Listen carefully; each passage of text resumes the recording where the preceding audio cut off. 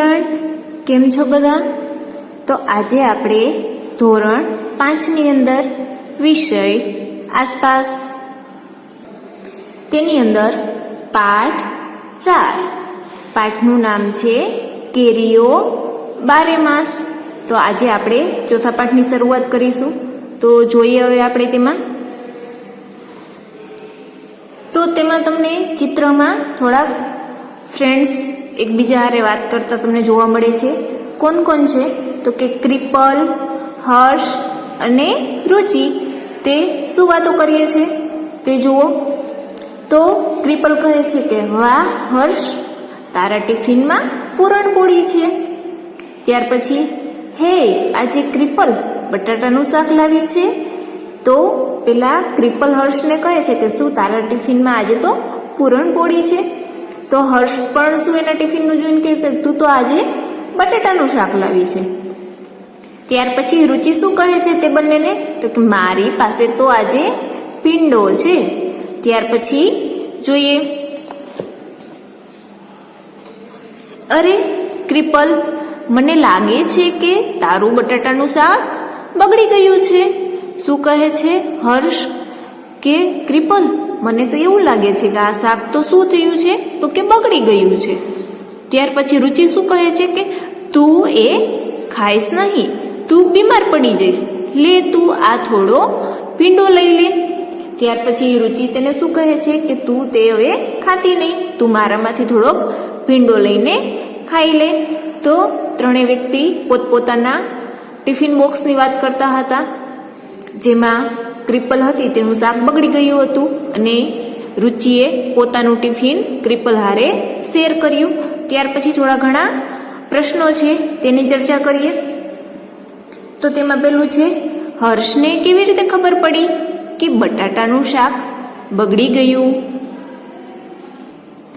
તો બટાટાનું શાક જ્યારે ટિફિન ખોલ્યું તો ત્યારે તેમાંથી ખાટી એવી ગંધ આવતી હતી, જેથી કરીને હર્ષને ખ્યાલ આવ્યો કે આ શાક બગડી ગયું છે. ત્યાર પછી છે, તમે કોઈ ખોરાક ક્યારેય બગડતો જોયો છે? તમને કેવી રીતે ખબર પડી કે એ બગડી ગયો છે? હા, તો ઘણીવાર આપણે કોઈ પણ ખોરાક રાંધેલો હોય અને તે લાંબો સમય આપણા ઘરમાં પડ્યો રહ્યો હોય તો તેમાંથી ખાટી એવી ગંધ આવે છે કે તમે અલગ અલગ ફૂગ પણ તેની ઉપર જોઈ શકો છો. જેમ કે સફેદ ફૂગ હોય, કોઈ રોટલી કે એવું હોય તો એમાં લીલી ફૂગ ઉપર હોય. તો અને ઘણીવાર આપણે એમનેમ ખ્યાલ ન આવે, પણ જ્યારે આપણે તેને ખાઈએ તો તેમાંથી સ્વાદ કંઈક અલગ જ આવે છે. તો તેવી જ રીતે આપણે બધાને ખ્યાલ આવે છે કે આ ખોરાક બગડી ગયેલો છે, ખાધા જેવો નથી. ત્યાર પછી છે, રુચિએ કૃપલને બટાટાનું શાક ખાવાની ના પાડી. જો તેણે તે ખાઈ લીધું હોત તો શું થાત? હવે રુચિએ શું કર્યું? તો કે કૃપલને ના પાડી. શું કામે ના પાડી? કે કોઈ પણ ખોરાક બગડી ગયેલો હોય તો તે આપણે ખાઈએ તો આપણું પેટ ખરાબ થાય છે, આપણે બીમાર પડી જઈએ છીએ કે પછી ઝાડા ઉલટી થાય છે. જેથી કરીને બગડેલો ખોરાક ક્યારેય ખાવો ન જોઈએ. હંમેશા તાજો અને ગરમ ખોરાક જ લેવો જોઈએ. જેથી કરીને કૃપલને રુચિએ ના પાડી કે તું તે ખાતી નહીં, નહીંતર બીમાર પડી જઈશ. ત્યાર પછી આપણે વાત કરીશું ખોરાક બગાડવી. ખોરાક બગડવું અને ખોરાકનો બગાડ કરવો બે અલગ અલગ વસ્તુ છે. જેવી જ રીતે આપણે ઘરે જમવા બેઠા હોય તો થાળીમાં આપણે જેટલું ખાવું હોય એટલું જ લેવું જોઈએ. જો આપણે મન પડે એટલું લઈ લઈને પછી ખાવું હોય એટલું ખાઈને બીજું થાળીમાં એમને મૂકી દઈએ તો તે શું થયું? તો કે ખોરાકનો બગાડ થયો. કોઈ પણ જગ્યાએ આપણે પ્રસંગમાં જઈએ, લગ્ન પ્રસંગમાં, તો આપણે જોઈને થાળી પહેલાં ભરી લઈએ, પણ આપણી એટલી કેપેસિટી હોય નહીં કે તે બધું આપણે ખાઈ શકીએ અને તે પછી બધું નાખી દેવું પડતું હોય છે. તો તેવો આપણે ખોટો બગાડ ન કરવો જોઈએ. આપણે જેટલું ખાવું હોય એટલું જ માપમાં થાળીમાં લેવું જોઈએ અને થાળીમાં જેટલું લીધું હોય એટલું જ બધું પૂરું કરવું જોઈએ, જેથી કરીને ખોરાકનો બગાડ ન થાય. દુનિયામાં ઘણા બધા વ્યક્તિ એવા હોય છે કે જેને ટાઈમ ટુ ટાઈમ ખોરાક ખાવા માટે મળતો ન હોય છે. જો આપણે ખોરાકનો બચાવ કરીશું તો તે લોકોને પણ ખાવા થોડો ઘણો ખોરાક મળી જાય. જેથી કરીને આપણે જોઈતી જરૂરિયાત મુજબ જ ખોરાક થાળીમાં લેવો જોઈએ ને બધું જ પૂરું કરવું જોઈએ, જેથી કરીને ખોરાકનો ખોટો બગાડ ન થાય અને ખોટો ફેંકી ન દેવો પડે. એટલે ખોરાકનું બગડવું અને ખોરાકનો બગાડ કરવો એ બંને અલગ અલગ વસ્તુ છે. તો ત્યાર પછી હવે આપણે આગળ જોઈએ. ત્યાર પછી શું કહ્યું છે કે તમારા રસોડામાં જુઓ અને ખોરાકના નામ લખો કે જે 2-3 દિવસમાં બગડી શકે. તો હવે અહીંયા શું કહ્યું છે કે આપણે જુદા જુદા એવા પ્રયોગ કરવાના કહ્યા છે કે આપણે રસોડામાં જવાનું અને એવી વસ્તુના નામ લખવાના જે 2-3 દિવસની અંદર બગડી જતી હોય, ત્યાર પછી 1 અઠવાડિયા સુધી તે રાખી શકાય, પછી 1 મહિના સુધી રાખી શકાય. તો પેલું આપણે લખશું કે 2-3 દિવસ સુધીમાં તે બગડી જાય. તો પેલું છે એમાં દૂધ, ત્યાર પછી બ્રેડ, શાકભાજી,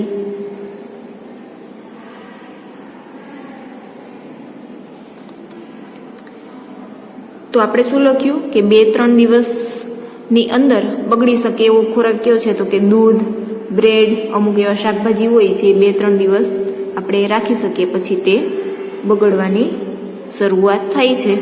ત્યાર પછી છે 1 અઠવાડિયા સુધી રાખી શકાય એવા, તો કે બટાટા, પછી મીઠાઈ,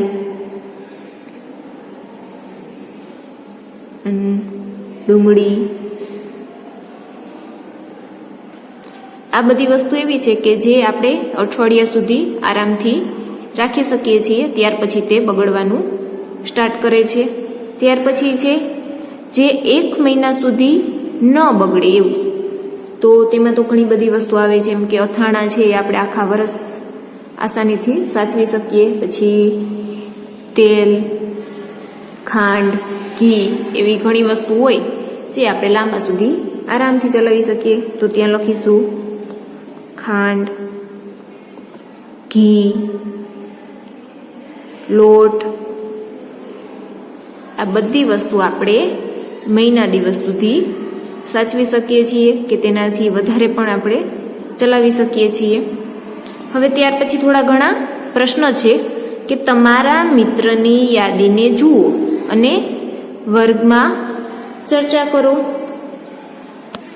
હવે આપણે આ ઉપર જે પ્રયોગોની ચર્ચા કરી લખ્યું છે તે તમારા મિત્ર સાથે સરખાવવાની છે. તો કે જાજે ભાગે તમારે ને તમારા મિત્રને લખેલું સરખું જશે. ત્યાર પછી શું કહ્યું છે? શું તમારી યાદી બધી ઋતુઓમાં સરખી જશે? શું બદલાવ હશે? તો તેમાં શું આવશે કે બધી જ ઋતુમાં સરખું નહીં આવે, તેમાં બદલાવ આવશે.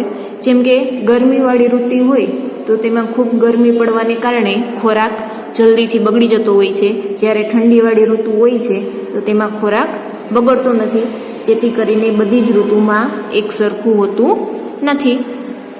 ત્યાર પછી છે જ્યારે તમારા ઘરે ખાવાનું બગડી જાય છે ત્યારે તમે શું કરો છો?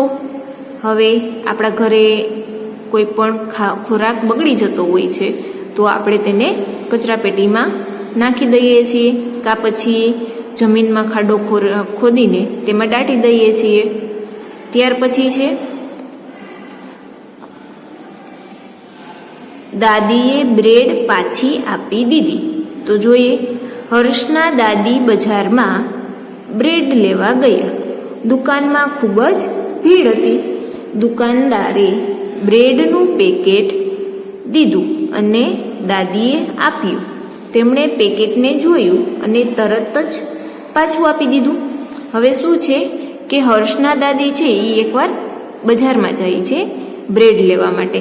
હવે દુકાનમાં ઘણી એવી ભીડ હતી, તો દુકાનદારે દાદીને એક બ્રેડનું પેકેટ દીધું અને દાદીએ તેને લીધું અને પેકેટને પહેલાં શું કર્યું તેને?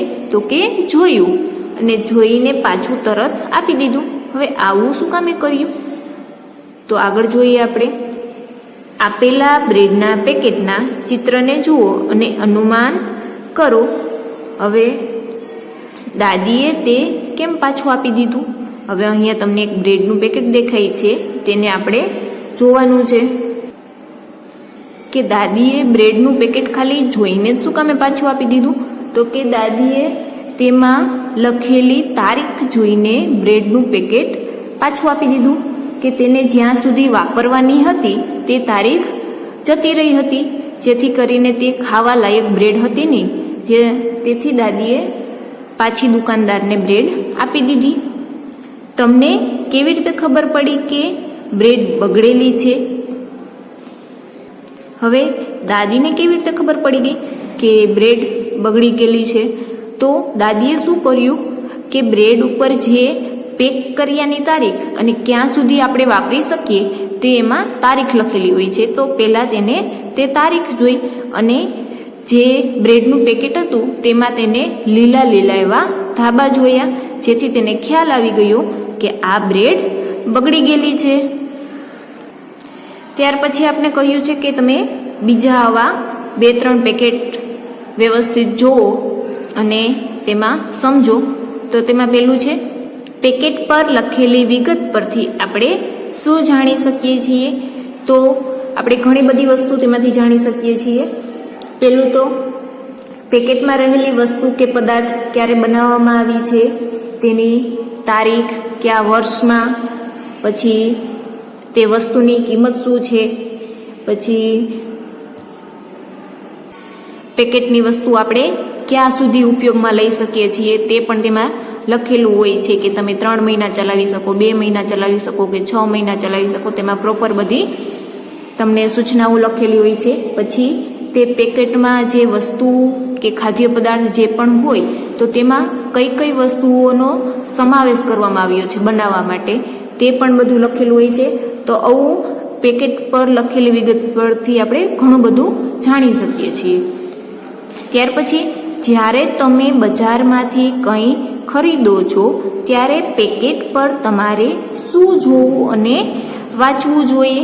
તો પહેલું તો તમારે પેકેટની વસ્તુ ક્યારે બની છે તેની તારીખ અને તે વસ્તુ આપણે ક્યાં સુધી વાપરી શકીએ છીએ તે તારીખ સૌથી પહેલાં ચેક કરવી જોઈએ. તેમાં ક્યાં મહિનાની છે, ક્યાં વર્ષનું છે, તે બધું આપણે જ્યારે દુકાન ઉપર લેવા જઈએ ત્યારે પહેલાં ચેક કરવું જોઈએ. ત્યાર પછી તેની કિંમત શું છે, તેનું વજન શું છે, ત્યાર પછી તે ઉત્પાદક તથા બ્રાન્ડનું નામ શું છે, તે આવી અનેક વસ્તુઓ આપણે જ્યારે કોઈ પણ વસ્તુ બજારમાંથી ખરીદીએ તો આપણે હંમેશા ચેક કરવી જોઈએ. એમ જ લઈને આવતું ન રહેવું પડે, એમ જ લઈને ઘરે નહીં આવતું રહેવાનું. ઘણીવાર એવું થાય છે કે તેની તારીખ જતી રહી હોય છે અને આપણે દુકાનવાળા આસાનીથી આપી દઈએ છીએ અને આપણે તે લઈ પણ આવીએ છીએ. એટલે હંમેશા જ્યારે દુકાન ઉપર જઈએ તો પહેલાં તેની તારીખ જોવાની કે કયા વર્ષનું બનેલું છે, કયા મહિનાનું બનેલું છે, તે ક્યાં સુધી આપણે વાપરી શકીએ છીએ, તેની એક્સપાયરી ડેટ જે આપણે ક્યાં સુધી વાપરી શકીએ તે ખાસ ચેક કરવી જોઈએ. તમે અહીંયા ઉપર ચિત્ર જોઈ શકો છો જે જુદા જુદા પેકિંગના છે, જેમાં બધી વિગત લખેલી છે, કઈ તારીખે પેક કરવામાં આવ્યું છે, તેની એક્સપાયરી ડેટ શું છે, તે બધું ચિત્રમાં તમે જોઈ શકો છો. એવી જ રીતે તમારા ઘરે પણ ઘણી બધી એવી વસ્તુ હોય છે, તો તમે આજે જોજો કે કયા તારીખનું છે, કઈ તારીખે પેક કરવામાં આવ્યું છે, ક્યારે તેની એક્સપાયરી ડેટ થઈ જવાની છે, તે બધું જ તમે ઘરમાં રહેલી વસ્તુ ઉપરથી આજે પ્રયોગો કરજો. ત્યાર પછી છે કે ખોરાક કેવી રીતે બગડે છે? તો તેમાં આપણે એક પ્રયોગ આપેલો છે કે આખો વર્ગ આ પ્રયોગ કરી શકે છે. બ્રેડ અથવા રોટલીનો ટુકડો લો, તેના પર થોડા પાણીના ટીપા છાંટો અને તેને ડબ્બામાં મૂકો. શું કહ્યું છે કે આ પ્રયોગ ગમે તે કરી શકે છે, તો કે એક બ્રેડ લ્યો અથવા તો એક રોટલીનો ટુકડો લ્યો. તેના ઉપર શું છાંટવાનું છે કે થોડા પાણીના ટીપા છાંટો અને તેને ડબ્બામાં મૂકો. ડબ્બાને બંધ કરો. જ્યાં સુધી તમને બદલાવ જોવા ન મળે ત્યાં સુધી રોજ બ્રેડ અથવા રોટલી જોતા રહો. હવે તેને ડબ્બામાં બંધ કરીને તમારે જ્યાં સુધી તે બ્રેડ કે રોટલીના ટુકડામાં તમને કોઈ પણ ફેરફાર ન જોવા મળે ત્યાં સુધી તેને તેમાં ને તેમાં રાખવાની છે અને રોજે તમારે તેને જોતું રહેવાનું છે. અને રોજે આ કોષ્ટક ચાર્ટ પેપર પર બનાવો અને વર્ગખંડમાં મૂકો. દરરોજ બદલાવ જોયા પછી ખોરાક કોષ્ટકમાં નોંધો. હવે આ તમે જે પ્રયોગ કરો તે ચાર્ટ પેપર તમારે વર્ગખંડમાં મૂકવાનું ક્લાસરૂમમાં, અને રોજે રોજના તમે શું એમાં બદલાવ જોવો છો તે ચાર્ટ પેપરની અંદર લખવાનું કે પહેલા દિવસે આવું થયું હતું, બીજા દિવસે આ છે. જુદી જુદી તેની પ્રક્રિયા તમારે તેમાં નોંધ કરતી જવાની છે. ત્યાર પછી નીચે જોઈએ તો અહીંયા આપણે ચાર્ટ આપેલો જ છે, તેમાં આપણે નોંધ કરીશું અત્યારે અંદાજે. તો તેમાં આપણે પહેલા કોષ્ટકમાં દિવસ આપેલા છે, ત્યાર પછી બ્રેડ અથવા રોટલીનો થયેલો બદલાવ કોષ્ટક આપ્યું છે. તો એમાં છે અડીને, સૂંઘીને, વિલોરી કાચની મદદથી જોઈને અને રંગ પરથી. આટલા આપણે ખાના આપ્યા છે.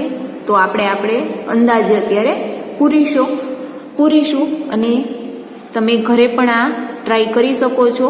તો તમે ઘરે અવશ્યથી ટ્રાય કરજો અને તે બદલાવને જોજો. તો પેલું છે એમાં પહેલા દિવસે અડીને. તો તમને અડીને શું માલુમ પડ્યું તો કે તે મુલાયમ અને પોચી. તમે તેને અડ્યું તો તમને શું મહેસૂસ થયું તો કે પહેલા દિવસે તો તે સરસ મુલાયમ અને પોચી જતી. સૂંઘીને તો તેમાં કોઈ જ ફેરફાર હજી પહેલા દિવસે તો આવશે નહીં, સામાન્ય જેવો હોય છે તેવો જ રહેશે. તો ત્યાં લખીશું સામાન્ય. ત્યાર પછી છે બિલોરી કાચની મદદથી જોઈને. તો પહેલા દિવસે તો હજી કોઈ જ ફેરફાર તમને જોવા મળશે નહીં. તો અહીંયા લખીશું કોઈ ફેરફાર નહીં. અને રંગ પરથી તો કે રંગ પરમાં કોઈ ફેરફાર તમને હજી જોવા મળશે નહીં. તો ત્યાં પણ લખીશું કોઈ ફેરફાર નહીં.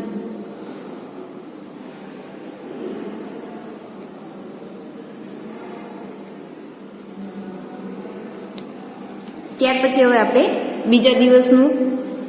તો બીજા દિવસે તમને થોડોક ફેરફાર જોવા મળશે.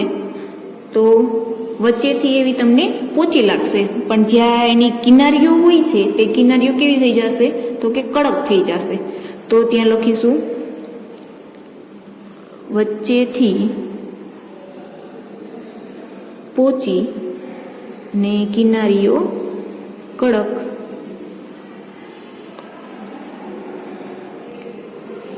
થોડી કડક. હવે સૂંઘીને શું માલુમ પડશે તો કે હજી પણ તમને એટલી બધી ખ્યાલ નહીં આવે સૂંઘીને, એટલે સામાન્યથી થોડોક એવો ફેરફાર હોઈ શકે. સામાન્યથી થોડોક ફેરફાર.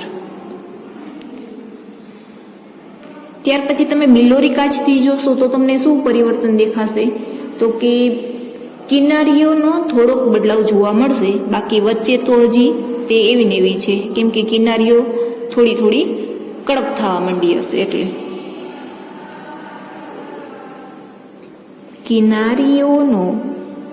કિનારીઓમાં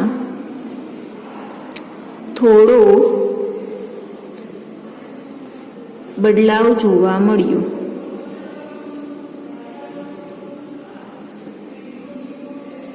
અને રંગ પરથી તો તેમાં પણ સામાન્ય એવો ફેરફાર લાગશે.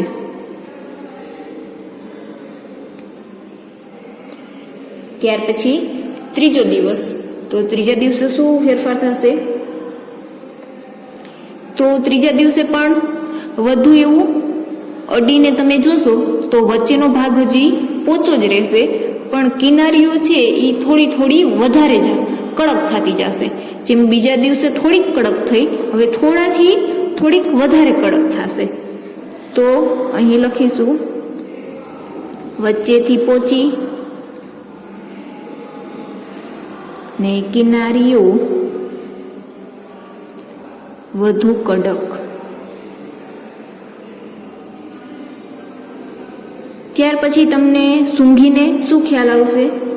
તો ત્રીજા દિવસેથી તમને હવે ખ્યાલ આવી જશે ગંધ આવવાનું. તો અહીં લખીશું વાસી ગંધ.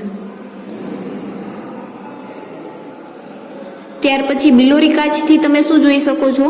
તો કે બિલોરી કાચથી તેની કિનારીઓ હોય છે તે થોડી આમ વળી ગયેલી હોય છે. કડક થાય એટલે શું થાય?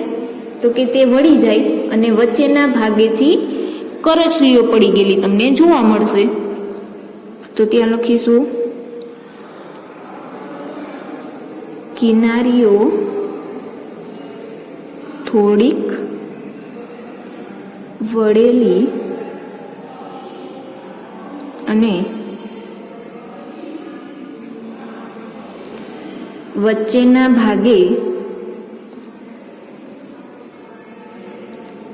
કરચલીઓ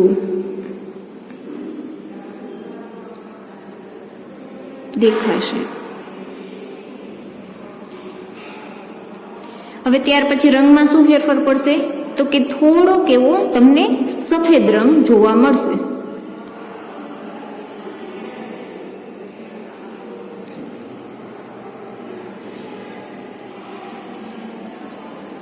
ત્યાર પછી હવે આપણે ચોથા દિવસે, હવે કિનારીઓ તો કડક થાય જ છે, ત્યાર પછી હવે વચ્ચેનો ભાગ છે તે પણ ધીમે ધીમે હવે કડક થવા માંડશે. તો ત્યાં લખીશું વચ્ચેથી પણ થોડી કડક. હવે ત્યાર પછી ચોથા દિવસે ભેજવાળી એકદમ તમને ગંધ આવવા લાગશે.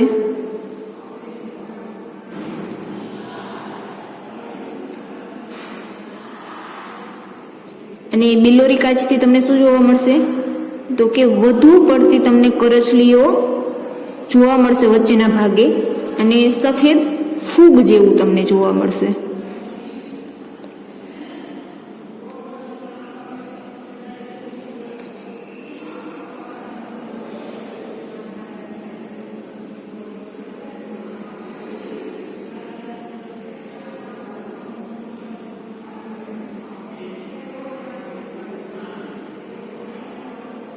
સફેદ ફૂગ જોવા મળે.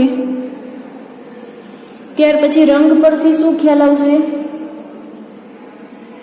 તો કે ફૂગ વાળો વધુ સફેદ રંગ તમને જોવા મળે છે. ફૂગ વાળો સફેદ રંગ. ત્યાર પછી હવે પાંચમા દિવસે, તો કે વચ્ચેનો ભાગ પર હવે તમને કડક જોવા મળે છે અડીએ તો.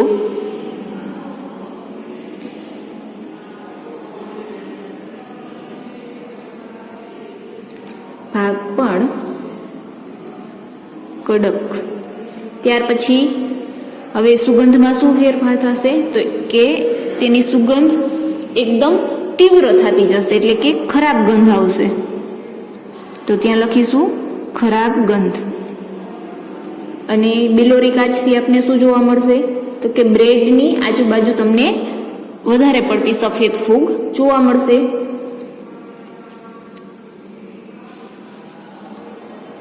આજુબાજુ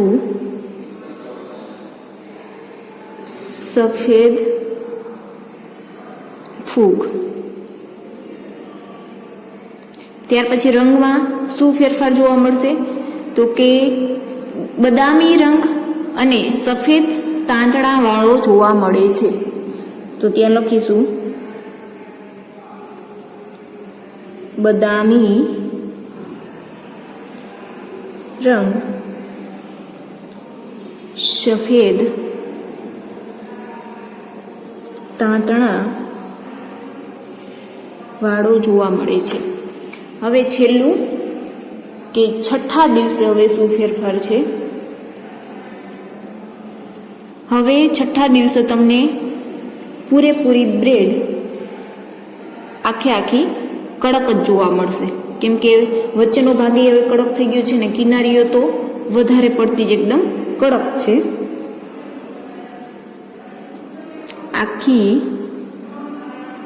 બ્રેડ કડક માલુમ પડશે અડતા, અને સુગંધમાં તો દિવસે ને દિવસે તે તીવ્ર થતી જશે.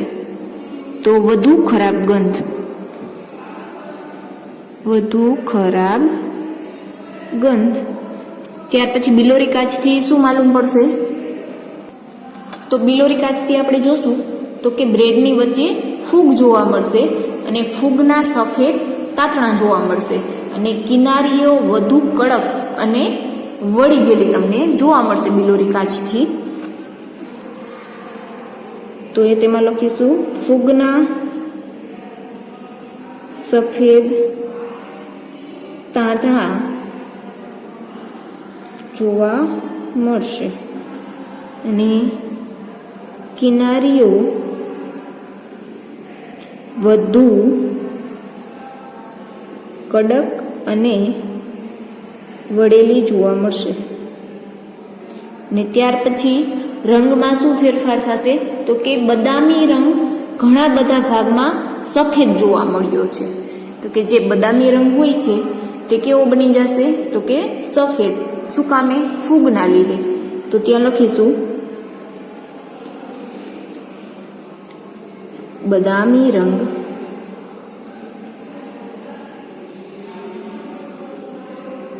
સફેદ થયેલો જોવા મળશે. તો આ છે આપણી બ્રેડ કે રોટલીનું અવલોકન. આપણે અત્યારે અંદાજેથી લખેલું છે કે તેને ડબ્બામાં પેક કરીને મૂકીએ 6 દિવસની અંદર ક્યાં ક્યાં ફેરફાર તમને જોવા મળ્યા છે.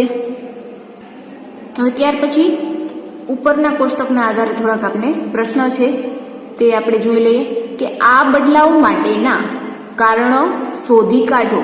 બ્રેડ ઉપર ફૂગ ક્યાંથી આવી? હવે આ બદલાવ શું કામે થયો છે ને ફૂગ ક્યાંથી આવી છે તો કે બ્રેડ પર ફૂગ લાગવાથી બ્રેડ બગડી ગઈ છે. બ્રેડ પર બદલાવ તેના બગડી જવાથી આવ્યા છે. હવે જે બ્રેડ આપણે ડબ્બામાં પેક કરી હતી તે બગડી શું કામે ગઈ તો કે ફૂગના લીધે. અને તેમાં બદલાવ ક્યાંથી આવ્યા તો કે તે બગડી જવાને લીધે. 5-6 દિવસ સુધી સતત બ્રેડ ડબ્બામાં પેક હોવાથી તેમાં ભેજવાળા વાતાવરણને લીધે હવામાં જે રહેલી ફૂગ હોય છે તે બ્રેડમાં ઝડપથી લાગી જાય છે અને તે ઝડપથી વિકાસ પામે છે, જેથી કરીને આપણી બ્રેડ બગડી ગઈ હતી. ત્યાર પછી બીજું છે કે જુદા જુદા પ્રકારના ખોરાક અલગ અલગ કારણોથી બગડે છે. કોઈ ખોરાક જલ્દી બગડે છે જ્યારે અમુક ખોરાક લાંબા સમય સુધી રહે છે. એવી ઋતુઓ અને પરિસ્થિતિઓની યાદી બનાવો જેમાં ખોરાક જલ્દી બગડે છે. તો અહીં આપણે શું કહ્યું છે કે જુદા જુદા ખોરાક અલગ અલગ કારણોથી બગડતા હોય છે અને કોઈ ખોરાક એવા હોય છે તે જલ્દી બગડી જતા હોય છે. કોઈ ખોરાક આપણે લાંબો સમય સુધી બગડતા ન હોય. તો એવી આપણે જુદી જુદી પરિસ્થિતિઓની યાદી બનાવવાની છે. તો તેમાં જોઈએ ખોરાક ગરમીની અને વર્ષા ઋતુ હોય ત્યારે જલ્દી બગડતો હોય છે, જ્યારે ઠંડીવાળું વાતાવરણ હોય ત્યારે ખોરાક બગડતો હોતો નથી. તો જેમ કે ઉનાળામાં આપણે જોઈએ તો કે દૂધ જલ્દીથી બગડી જતું હોય છે. અમુક એવા શાક બનાવ્યું હોય તો તે બપોર સુધી જ આપણે ખાઈ શકીએ છીએ, બપોર પછી તે બગડી જતા હોય છે. ત્યાર પછી આપણે લીલા શાકભાજી કે કોઈ પણ ફ્રૂટ કે ગમે તે હોય તેને આપણે થોડો ટાઈમ ટકાવી રાખવો હોય તો આપણે તેને ફ્રીજમાં રાખીએ છીએ, જેથી કરીને તેને બહારનું ગરમ તાપમાન હોય તે લાગતું નથી અને તે ખોરાક બગડતો નથી. પછી અથાણું હોય તો તે આપણે લાંબા સમય સુધી ચાલે છે, તે જલ્દીથી બગડતું નથી. પછી જેમ કે અનાજ કે કઠોળ હોય તે ભેજવાળા વાતાવરણમાં જલ્દીથી બગડી જાય છે, જેથી કરીને અનાજ કઠોળ હોય તેને આપણે સારી જગ્યાએ એવા પેક કરીએ છીએ, જેથી એમાં ભેજનું પ્રમાણ લાગે નહીં અને તે ખોરાકને આપણે વ્યવસ્થિત સાચવી શકીએ. ત્યાર પછી કહ્યું છે કે નીચે કેટલાક ખોરાકના ઉદાહરણો આપેલા છે અને થોડી સાદી પદ્ધતિઓ આપી છે જેનાથી તે ખોરાક 1-2 દિવસ સારા રહી શકે છે. સાચા જોડકા જોડો. તો અહીંયા આપણે જોડકા આપીએ છીએ, થોડાક ખોરાક આપીએ છીએ ને તેની અલગ અલગ પદ્ધતિ છે, પણ તે આડાહવડા છે તો આપણે તેને જોડકા જોડવાના છે. તો પહેલા જમાનામાં ફ્રીજ ન હતા તો ત્યારે પણ બધું ખાવાનું હતું જ, તો લોકો તેને કેવી રીતે સાચવતા હશે? અત્યારે પણ ઘણાના ઘરે ફ્રીજ ન હોય તો તેની ખોરાક રાખવાની અલગ અલગ એવી પદ્ધતિ હોય છે, જેથી કરીને તે જલ્દીથી બગડતા ન હોય. તો પેલું છે દૂધ. તો દૂધને સામાન્ય રીતે રાખવું હોય તો તેને શું કરવું પડે? તો કે તેને ઉકાળવું પડે. ઉકાળવાથી તે જલ્દીથી બગડતું નથી. તો આપણે દૂધને ઉકાળવા સાથે જોડીશું. ત્યાર પછી છે ભાત. તો ભાતને ટકાવવા માટે શું કરવું પડે? તો કે વાટકામાં મૂકો અને તે વાટકો પાણી ભરેલા વાસણમાં રાખો. નીચે એક પાણી ભરેલું વાસણ રાખવાનું ને તેની અંદર તે ભાત રાખી દેવાના, જેથી કરીને તે બગડે નહીં. ત્યાર પછી છે લીલા ધાણા. તો લીલા ધાણાને રાખવા હોય તો તેને ભીનાશવાળા કાપડમાં વીંટીને રાખવા પડે, જેથી કરીને તે જલ્દી બગડે નહીં. તો તેને તેની હારે જોડો. ત્યાર પછી છે ડુંગળી અને લસણ. તો તેને સૂકી અને ખુલ્લી જગ્યામાં રાખવા જોઈએ, તેને પેક જગ્યામાં નહીં રાખવાના, જેથી કરીને તે એવા ને એવા રહે. તો આજે આપણે આ પાઠમાં ઘણું બધું ખોરાક વિશે શીખ્યા કે તે કેવી રીતે બગડે છે. પછી તેની અંદર કોઈ પણ આપણે દુકાને વસ્તુ લેવા જઈએ તો આપણે વ્યવસ્થિત પેકેટ ઉપર બધી વસ્તુઓ વાંચીને પછી જ લેવું જોઈએ. તો અને ખોરાક કેવી રીતે બગડે છે તે પણ જોયું આપણે. તો આગળ હવે આપણે આગળના લેક્ચરમાં શીખીશું. તો ત્યાં સુધી આવજો.